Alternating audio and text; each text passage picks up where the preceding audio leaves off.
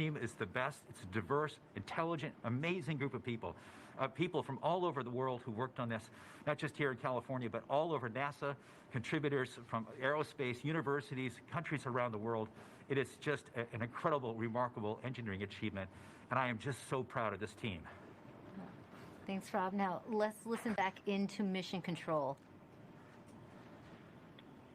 Right, we're about 14 minutes from entry interface. The vehicle is currently preparing the heat rejection system that has kept the thermal system cool inside the air shell for about the last 6 months. This will allow the spacecraft to more easily cut the line in upcoming cruise stage separation, which is under 4 minutes now.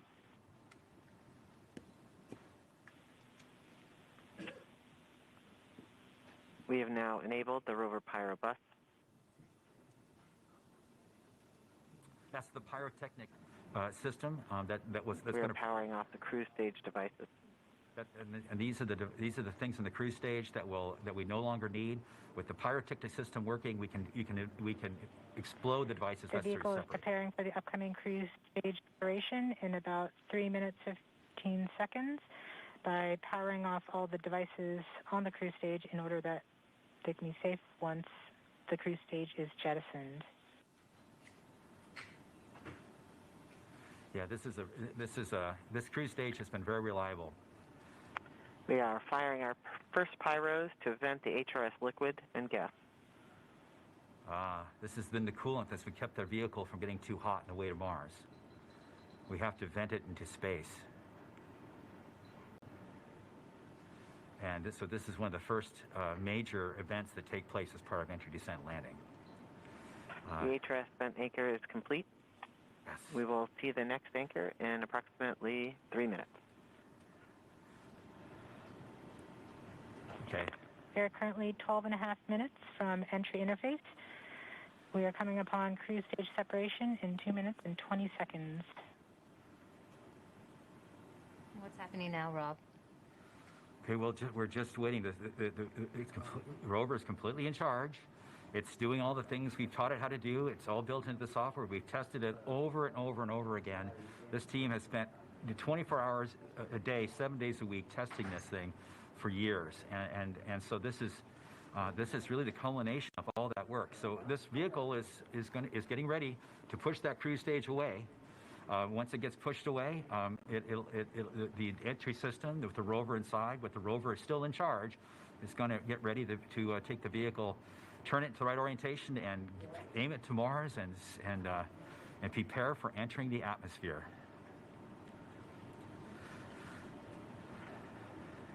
This won't be long. Be prepared for this event. We're about 1.5 minutes from cruise stage separation. About 11 minutes, 20 seconds from entry interface. Okay, so it's about 10 minutes from cruise stage separation till entering the top of the atmosphere. From then on and out, things happen fast. We're switching to MFSK tones. Telemetry will have stopped. Telecom is confirming that the spacecraft has switched to broadcasting tones. These tones are received directly from Perseverance, but have very limited information content. We won't receive real-time information until about 9-10 minutes from now, once the Mars Reconnaissance Orbiter starts relaying information from Perseverance. We are under 1 minute from cruise stage separation, about 10.5 minutes from entry interface. It's getting exciting. I have to admit, I am quite anxious, but very hopeful that this machine is going to do what we asked it to do. We're seeing the heartbeat tones. Okay, that means that there's no more ones and zeros coming. It's just the vehicle telling us it's still alive.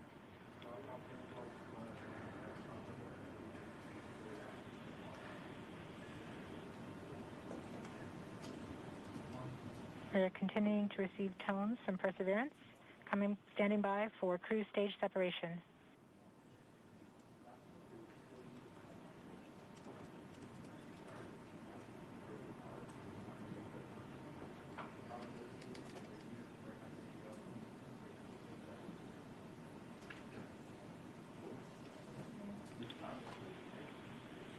We have indication that cruise stage separation has been confirmed by the spacecraft. We're off on a good start. In about 1 minute, Perseverance's landing software will wake up and begin the final preparations for entry. The first action it will do is to fire warm-up pulses with its entry thrusters. These pulses ensure that the spacecraft gets the thrust that it wants during entry interface. We're about 9 minutes from entry interface.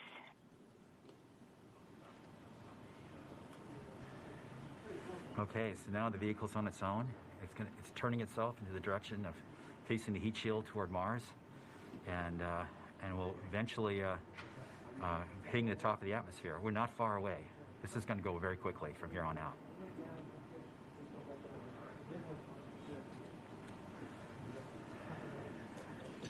I have confirmation that we got shadowed by the cruise stage as it passed through our beam to the Earth. Telecom indicated actually that we could see a signal that the cruise stage went between the Perseverance entry capsule and Earth. So we saw a little blip, the data stream indicating the cruise stage separation. We have confirmation that the vehicle has started warming up those entry thrusters. Warm-up pulses have begun.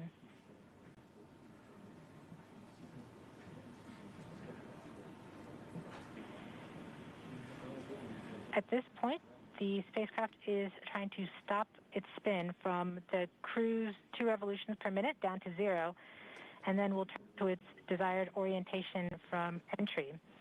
It will separate the 2 balance masses that has kept it balanced during all of cruise. This will allow the entry capsule to have lift when it enters the atmosphere. We have confirmation that the spacecraft has turned to the desired entry attitude. We're about 7.5 minutes from entry interface. Okay, the vehicle is pointed in the right direction. The thrusters are warmed up and doing their job. And now we've spun down from the 2 revolutions per minute that the vehicle had the whole way to Mars. It was a spin-stabilized spacecraft. And then from here on out, it's going to just be a bullet, and it's going to control its orientation and attitude via rockets on the back of the back shell. Points carrier lock. The DTE from Radio Science from Greenbank reports carrier lock. Do you see the carrier on the downlink?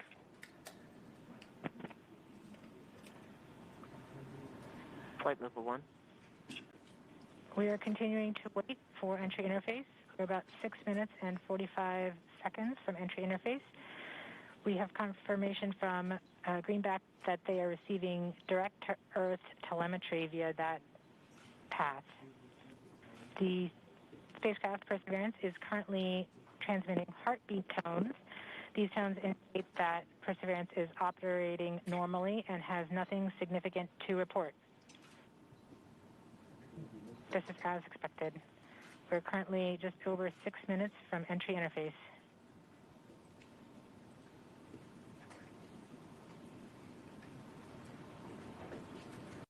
Okay, and now we wait.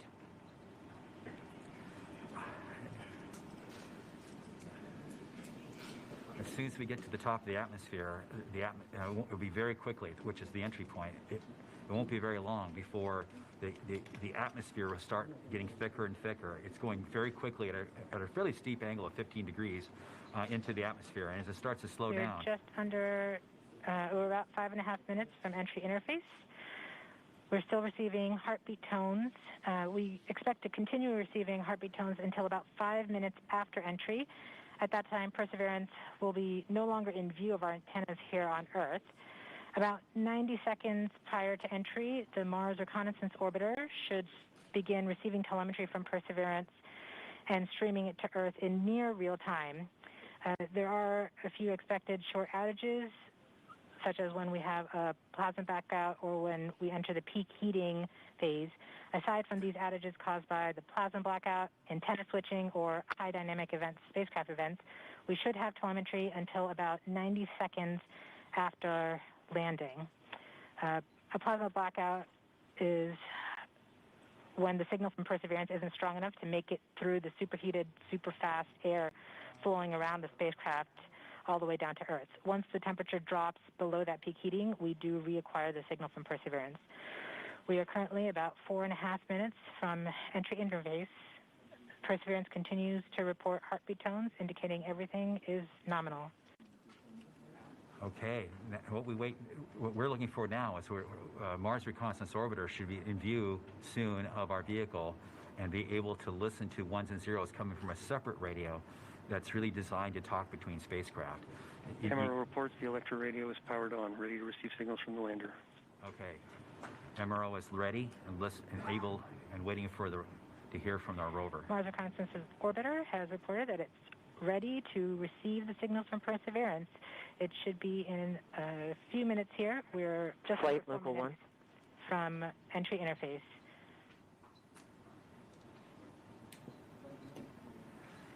We don't need these ones and zeros, as Swati said, but to land safely, but we really need it for our own health and well-being today to keep our nerves under control. But around this time, a second spacecraft, Maven, should begin picking up telemetry from Perseverance and will continue to record that telemetry until several minutes post-landing. We won't get that data for several hours after landing as it's being recorded and then will be forwarded to Earth later.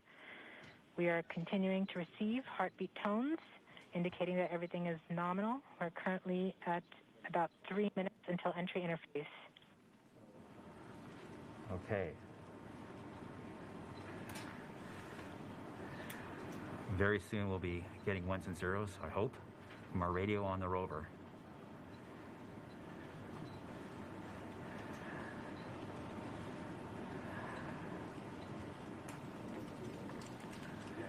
The entry interface is nothing more than just an arbitrary place in the sky that we've defined to be above the atmosphere. But from that point on, there's definitely atmosphere, and above it there isn't. We are 2 minutes from entry interface. Perseverance is to transmit heartbeat tones, indicating everything is nominal.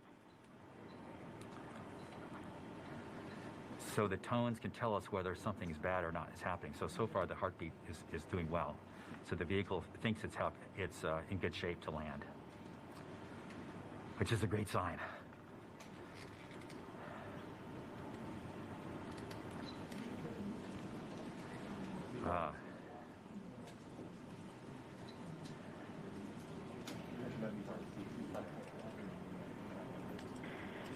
We're just under 2 minutes from entry interface. As it gets closer to Mars, Perseverance is actually being pulled in by gravity and accelerated. By the time Perseverance reaches entry interface point, she should be going just under 5.4 kilometers per second.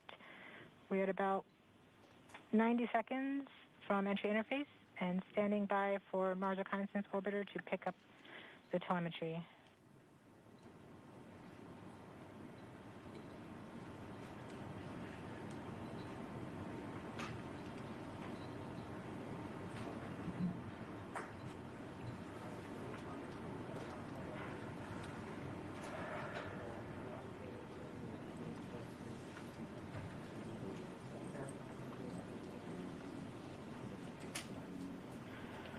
We are 1 minute from entry interface.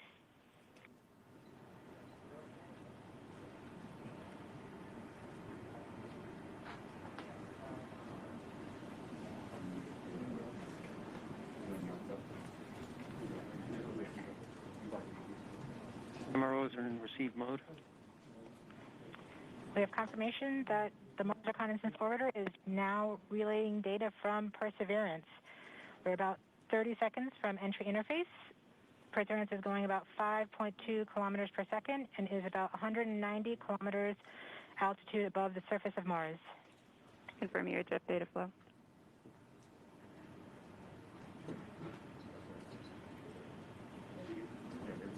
About seconds from entry interface. 5.3 kilometers per second and an altitude of about 150 kilometers from the surface of Mars.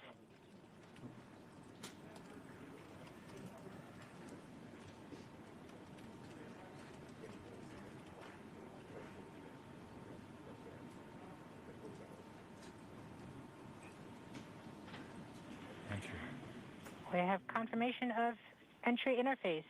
Perseverance is currently going 5.3 kilometers per second at an altitude of about 120 20 kilometers from the surface of Mars.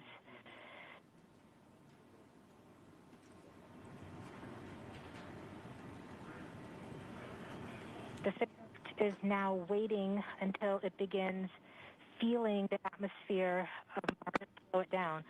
Once there is enough atmosphere, it will start controlling its path to the landing target.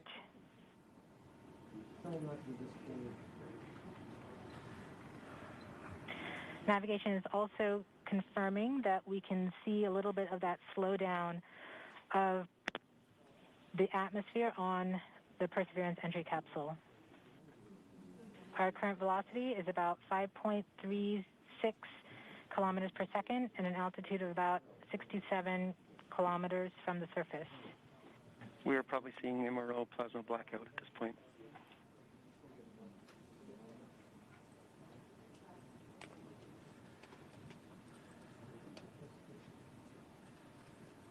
The vehicle should be doing its turns right now. MRO has lost lock. Perseverance. We have indications that Perseverance is now performing bank reversals in the atmosphere. These are the steps in order to control its distance to the landing target. Perseverance has just passed through the point of maximum deceleration and has indicated that it felt approximately 10 Earth Gs of deceleration. MRO has lock again.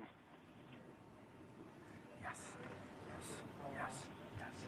We saw a small outage of the UHF telemetry from Mars Reconnaissance Orbiter during that peak heating phase, likely caused by the plasma blackout. Perseverance is still continuing to perform bank reversals in the atmosphere to control its distance to the landing target.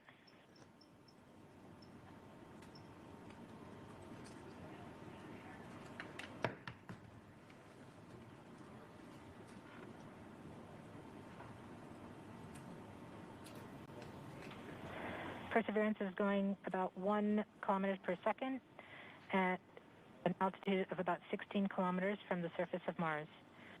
We have entered heading alignment, which means Perseverance is no longer trying to control the distance to Mars, to the target on Mars, but instead is flying straight to the target.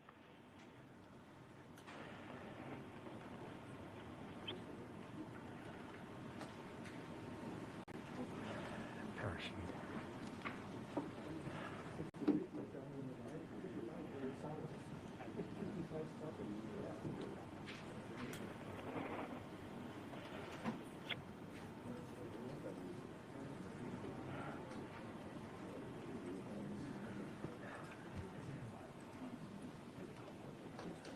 Our current velocity is about 550 meters per second at an altitude of about 15 kilometers from the surface.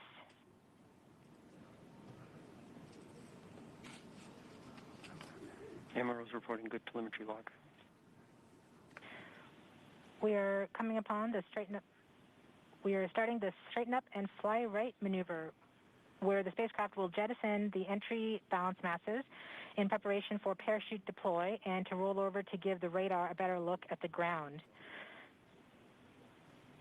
Yes, yes, yes. The navigation has confirmed that the parachute has deployed, and we are seeing significant deceleration in the velocity. Our current velocity is 440 meters per second at an altitude of about 12 kilometers from the surface of Mars.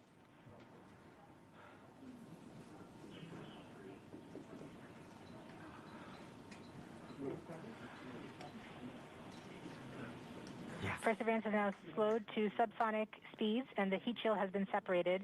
This allows both the radar and the cameras to get their first look at the surface.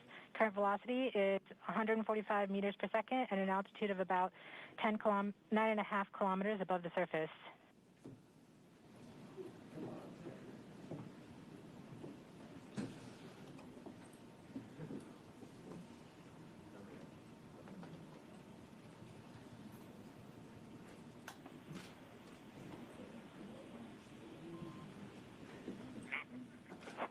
Yes, yes, yes. Perseverance now has radar lock on the ground. Current velocity is about 100 meters per second 6.6 kilometers of the surface of Mars. Perseverance is continuing to descend on the parachute. We are coming up on the initialization of terrain relative navigation and subsequently the priming of the landing engines. Our current velocity is about 90 meters per second at an altitude of 4.2 kilometers. Almost there. We have confirmation that the lander vision system has produced a valid solution and part of terrain relative navigation. We have timing of the landing engines.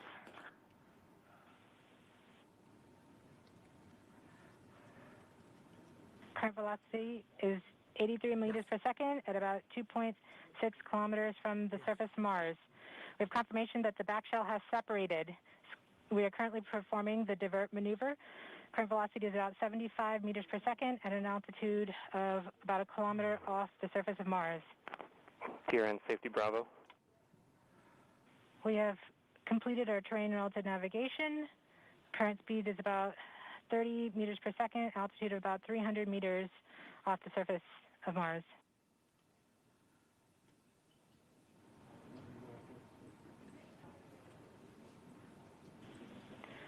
We have started our constant velocity accordion, which means we are conducting the sky crane, about to conduct the sky crane maneuver. We've lost direct to Earth tones. As expected. As expected. Sky crane maneuver has started. About 20 meters off the surface.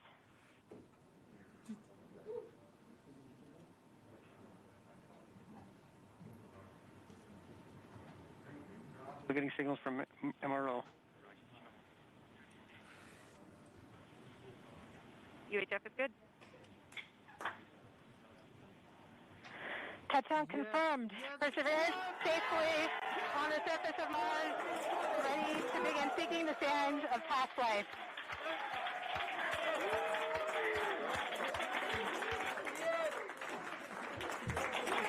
At this point, the descent stage has flown away to a safe distance. Perseverance is continuing to transmit direct through Mars Reconnaissance Orbiter to Earth.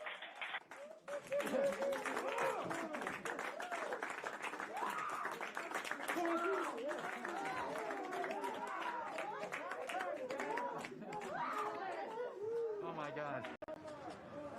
Oh. Oh. MRO reports they're still getting telemetry from the lander. All right, all stations.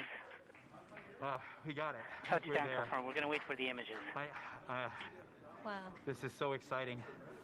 The team is beside themselves. It's so surreal. Stay tuned. We might get some pictures. That'd be great.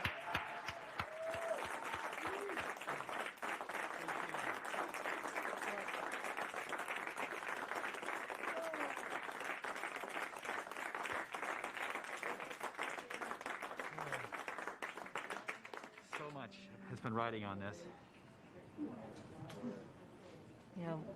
Yeah, we just heard the news that Perseverance is alive on the surface of Mars. It's not the Flight, we have seen the completion of EDL 3000. Copy activity. That is as expected.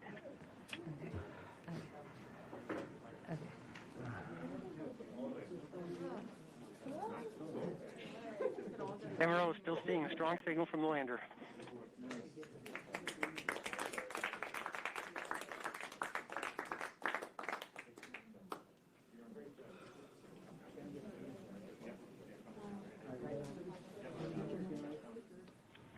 We have just heard the news that Perseverance is alive on the surface of Mars. Congratulations to the mission. And looks like we have some more news in. It looks like we're getting the first image. Here, take a look at the first image. Flight, this is OL3. I have the target point on the map when you are ready. We are ready, OL3. Go for it.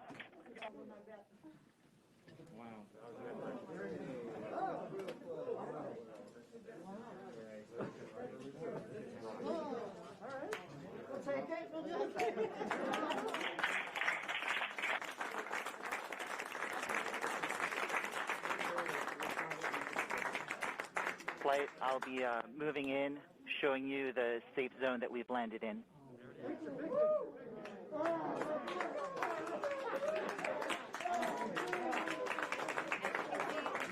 Has just put the first image from Perseverance on the surface of Mars. Now, it comes from the engineering cameras, known as the hazard camera. This camera is mainly used to help the rover drive safely around Mars, and we will get higher resolution photos later in the day. Look at that, right? You get the safe.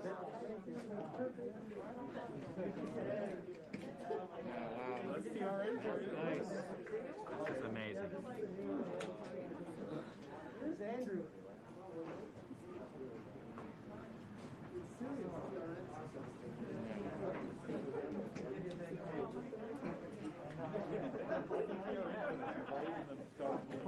For Steve. Stand by for Steve.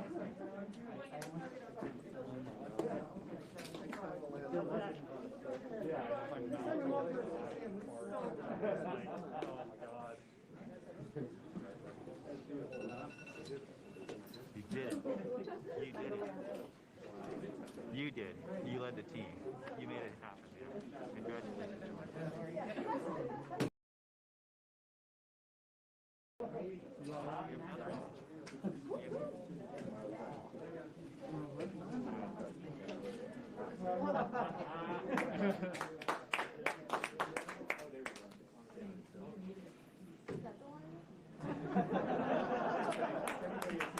We just got our second image in. Our second image is in. Okay, these we have a camera in the front and rear of the spacecraft. They're near the ground, so these are pretty close. So you can see the wheels there, and they're a little dirty because we've got glass covers over these cameras. But we took these seconds after landing, so there's still dust in the air from our landing event. So this is happening. This happened just seconds ago. Just arrived, and this is really amazing. And we even know where we landed. This is the most amazing thing. The vehicle has told us where it's landed because it figured it out. This is a sign. NASA works. NASA works. And when we put our arms together and our hands together and our brains together, we can succeed.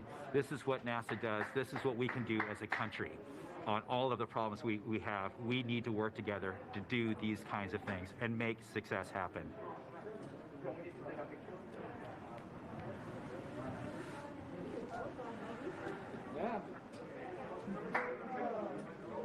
And joining us now is the acting administrator of NASA, Steve Juris. Steve, welcome and congratulations. Hey, thank you. What an amazing day. And how does it feel to have another rover on Mars?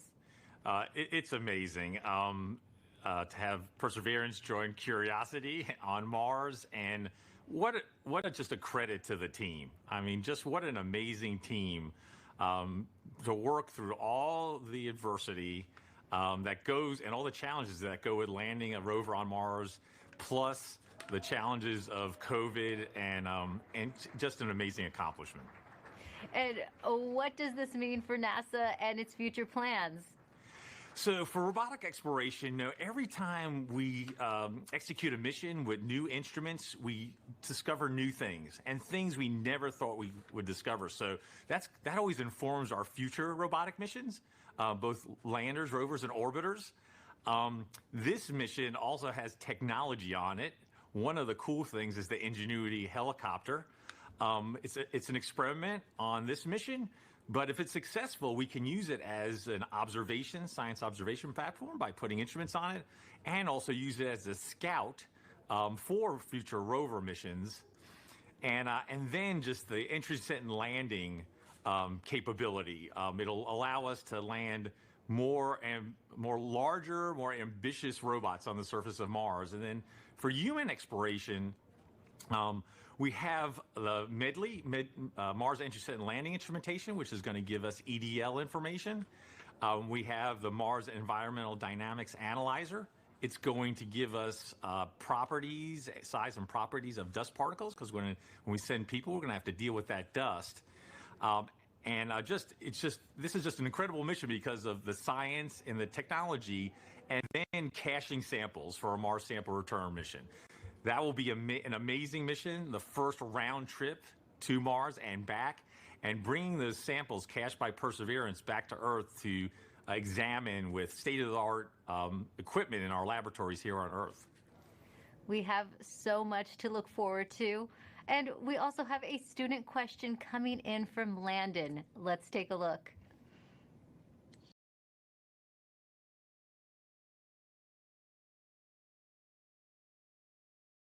And my question is, do you think we could get resources from Mars to help on future missions, or even as like a launching point? Great question, Landon. Actually, we have an experiment called the Mars Oxygen In Situ Resource Utilization Experiment, or MOXIE, and it's going to demonstrate generating oxygen from atmospheric CO2, and that could help generate breathable oxygen, and even if we can liquefy it, oxidizer for propulsion systems. So that's a tech demo on Perseverance. And then we're going to continue to characterize the frozen water on and below the surface of Mars, and eventually try to figure out how to extract that water from the Martian soil, or what we call regolith. And then we can use that for potable water and also break it down into oxygen and hydrogen for rocket fuel. So absolutely, we're going to try to eventually figure out how to live off the land to support human missions to Mars. Thanks for taking the time to talk to us today, Steve. Thank you. And now that Perseverance has safely touched down on Mars, let's learn more about what's in store for the rover. Joining us now is Surface Mission Manager Jessica Samuels. Jessica, your surface operations team has now taken over.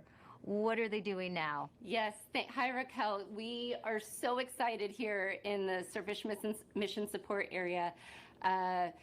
The team will do a handover with the entry, descent, and landing team and pass any critical information.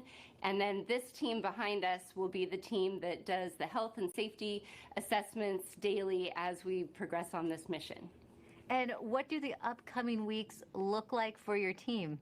So as we enter Mars time now, the commanding team will be working overnight while the rover is asleep so that we can perform the initial checkouts of our key rover functions and our science instruments. And we have to do this all in time for the regularly scheduled communication pass, which happens in the morning. And so we will be working around the clock, making sure that Perseverance is healthy, and we will begin this exciting adventure. And can you tell me, what's it like living on Mars time? It's a little bit like constantly, flying and changing your time zone. The rover, on Earth, the rover wakes up at the same time every day, but on Earth, that's 40 minutes later. So the team is going to be shifting our work schedule by 40 minutes as we come into work over the next few weeks. So it'll be exciting and some late nights, but we're also excited and we can't wait. It's a whole new lifestyle. Yes. We also have a student question for you. This is Sophia's video. Hi, my name is Sofia Lopez, and my question for NASA is, how's Perseverance gonna survive? And here's a drawing that I made from Perseverance thinking about Earth. Thank you. Well, Sophia, Perseverance survives with a power source that charges its batteries overnight while it sleeps, and it keeps heaters on so that all of our critical electronics can stay warm, as well as our mechanism. But it's really survived by the team that performs the health and safety assessments every day and communicates with the rover and makes sure that she's doing okay. Well, thanks for your time, Jessica, and good luck living on Mars time. Thank you. Should be fun.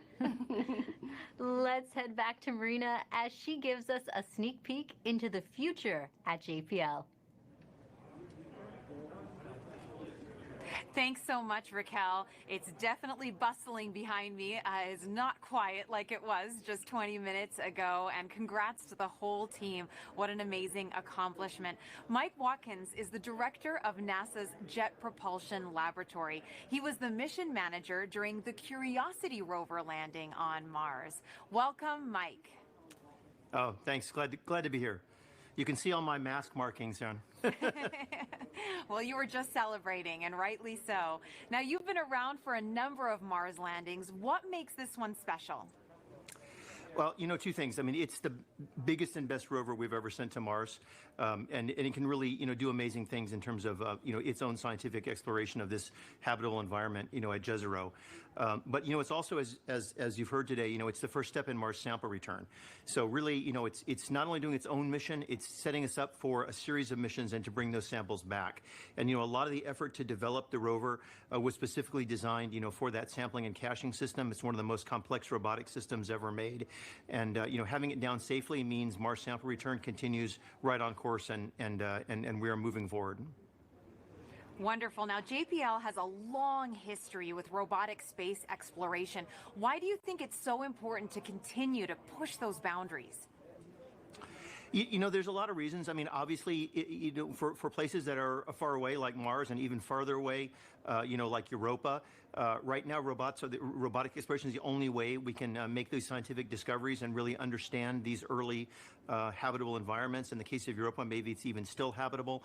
And, you know, we're not ready to go there with astronauts yet, but the robots are ready to go there. And so we always, you know, are forerunners and pathfinders of human exploration. And we start by sending, you know, our eyes and arms there in the form of a robot. And it is just fantastic to be able to do that and to learn from each rover, learn from the science and the engineering and make the next one better and make more and more discoveries. And every time we do one of these missions, we make fabulous discoveries. And you know, each one is more exciting than the last. The future does look exciting. Now, as director of JPL, what would you like to say to those teams right now celebrating? Oh, you know, obviously they have earned it. Let me tell you. I mean, they have worked, you know, for years and years on this mission, and then in the past year, of course, we had the COVID experience, and you know, I want to thank not only the team but also, you know, all of JPL. You know, a lot of folks had to pitch in here, you know, in terms of making sure our remote telework, you know, our IT systems were good enough to support folks working from home. You know, all of the folks looking at PPE and our safe distancing and reconfiguring facilities to make them safe for the employees. It's just an incredible amount of work by the entire lab, and of course, especially by this team. And you know, and in one sense, you know, the 7 minutes of terror are very exciting. But on the other hand, you know, the mission's just started, right? We built the mission, you know, not to land, but actually to drive and get the samples and do other technology, you know, demonstrations. And so, you know, for much of the team, you know, this part of the mission's over, but for most of the team, the mission's really just starting. And so, you know, I think they're very excited, but, you know, everybody, I think, can take a deep breath and a sigh of relief now that we are safely down on the surface. Yes, that collective sigh of relief, and I hear a lot of excitement and celebration behind me as well. So thanks so much for joining me, Mike. It's my pleasure, and thanks to everyone for joining us, too. Congrats again to the Mars 2020 Perseverance team for a successful landing. Back to you, Raquel. Now, there will be a flight test coming up for the Ingenuity Mars helicopter, and if this technology experiment is successful, it would mark the first time we have taken a power-controlled flight on another planet. Sometimes you have to do something just to show that you can do it. When the Wright brothers flew for the first time, they flew an experimental aircraft. And in the same way, the Mars helicopter is designed to show that we can fly powered helicopter flight in the Martian atmosphere.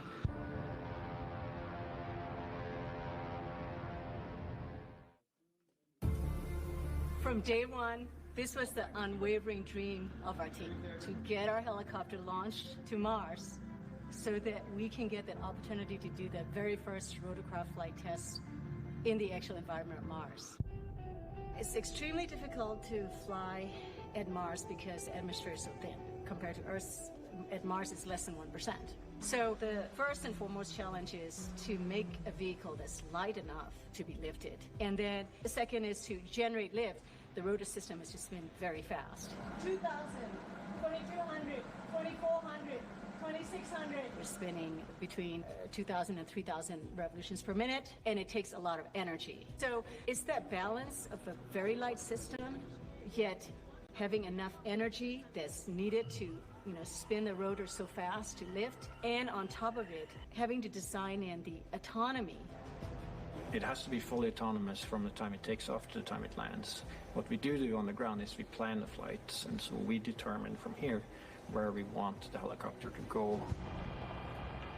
Our experiment window is 30 Martian days. So we have planned up to 5 flights of incremental difficulty.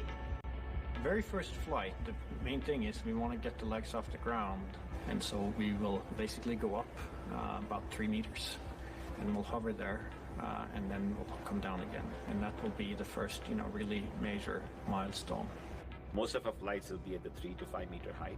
We will be going horizontally again at a few meters per second, probably go out, 50, 70 meters and come back. In successive flights, we'll probably push that further, try to go further. So our priority will be to get back engineering telemetry and not so much images, but I'm sure we'll return a few, because they'll always look cool. At this point, we've tested all we can on Earth. We have mathematical models that shows how it will fly at Mars, and we've tested it in the simulated environment that we can create on Earth.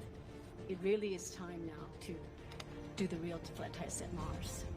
Nothing is a given, but we have done everything we can in terms of a test program here on Earth. The vehicle's performing extremely well so far. It's been doing exactly the right thing, even right now, when it's bolted onto the Perseverance rover. So there's a very good chance that we'll pull it off, yes.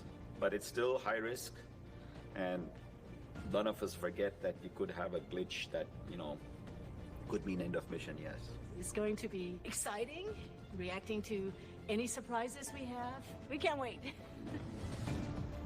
What's really most important is everything we're learning here is for the future rotorcraft systems that we want to introduce into space exploration. Mimi Ang is the project manager for Ingenuity. She joins us now as they await a chance to check out their helicopter in the coming days. Welcome, Mimi. Thank you, Marina. Oh my goodness, we've been talking about this for months, Mimi. Did you ever think you'd be here at this point? I mean, what's going on in your head right now? This is super exciting. We have been working on Mars helicopter for over 6 years, testing and carefully designing it for operation at Mars. So what's going through my mind? Ingenuity Mars helicopter is finally at the destination that it is designed for.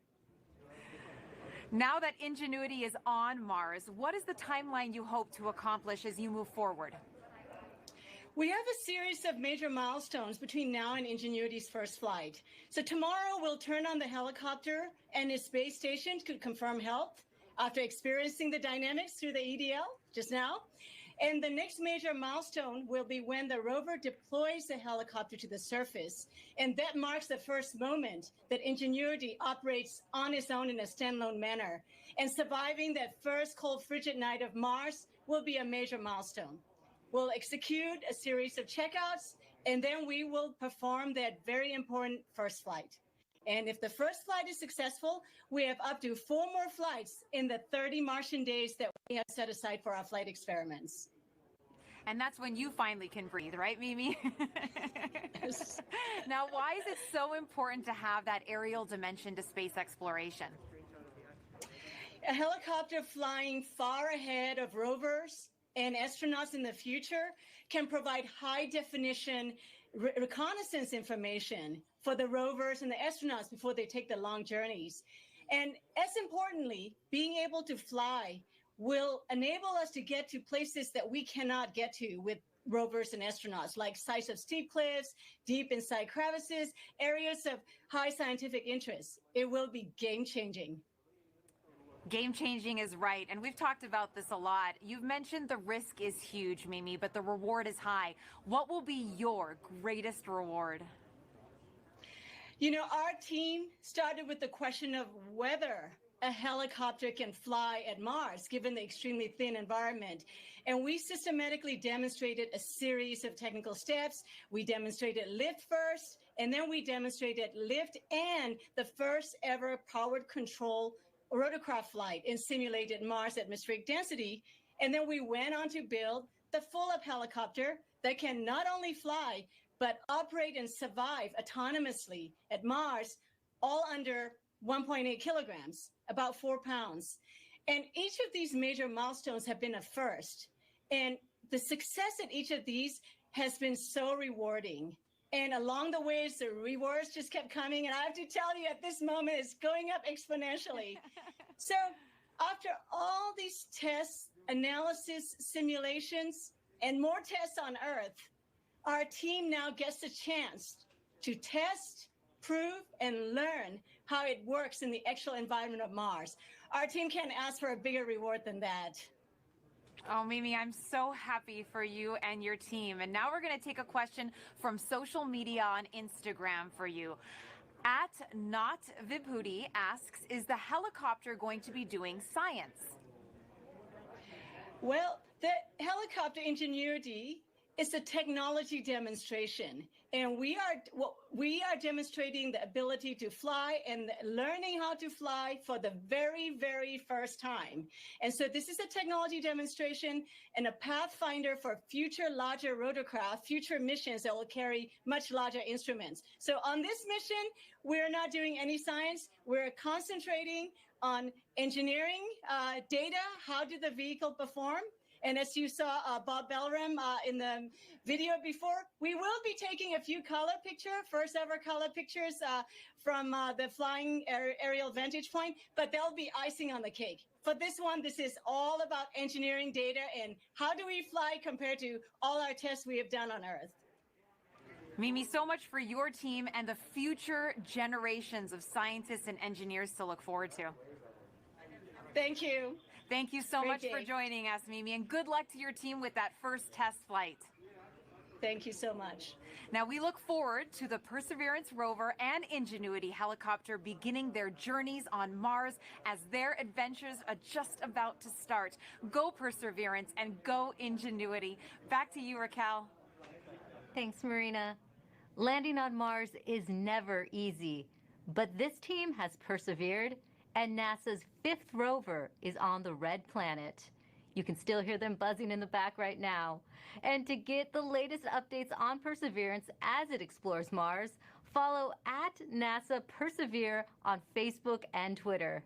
I'd like to thank everyone watching for joining us today. And to the students and teachers tuning in, we hope you learned a lot from today's landing. And thank you for all your questions. We have a news briefing coming up at 2:30 p.m. Pacific time. That briefing will wrap up the day and include reactions from Perseverance team members. We'll leave you now with some of the landing celebration photos you've shared with us, set to Youngblood's cover of David Bowie's Life on Mars. I'm Raquel Villanueva. Thanks for watching. It's a god-awful small affair to the girl with the mousy hair, but her mommy is yelling no, and her daddy is told her to go, but her friend is nowhere to be seen. Now she walks through a sunken dream to the seat with the clearest view, and she's hooked on the silver screen. But the film is a sad and bore, for she lived it 10 times or more. She could